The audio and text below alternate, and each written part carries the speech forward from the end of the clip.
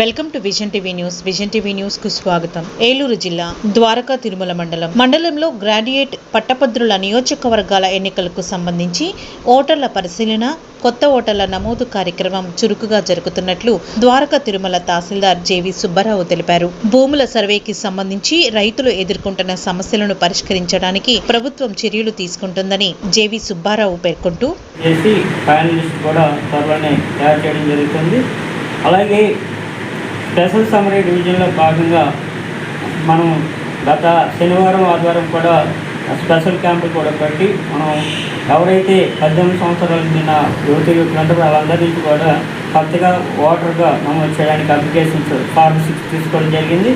అలాగే డెత్లు కానీ అలాగే పర్మనెంట్ షిఫ్ట్లు కానీ జరిగితే ఆ మార్పుల చేతులకు సంబంధించి ఫార్మ్ 7 ఫార్మ్ 8 కూడా తీసుకోవడం జరిగింది. వీటన్నిటిని కూడా మనం నిర్ణీత కాల వ్యవధిలో ఎలక్షన్ కమిషన్ ఆఫ్ ఇండియా ఇచ్చింది కాబట్టి వీటన్నిటిని కూడా మనం ప్రాసెస్ చేసి ఒక రియల్ డ్రాఫ్ట్ రోల్ అనేది మనం తయారు చేయబోతున్నాము.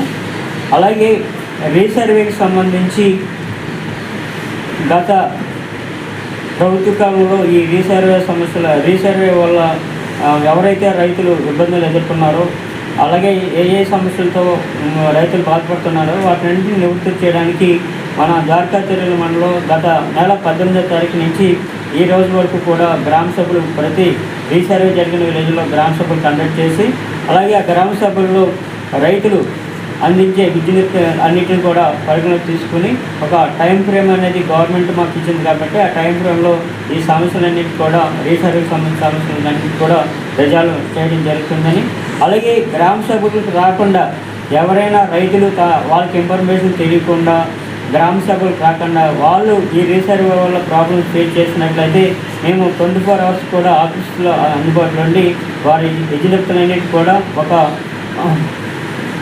ఒక బాధ్యత గల అధికారిని ఈ ఆఫీసులో ఈ రీసర్వేకి సంబంధించిన విద్యుత్తులన్నీ తీసుకోవడానికి అపాయింట్ చేయడం జరిగింది.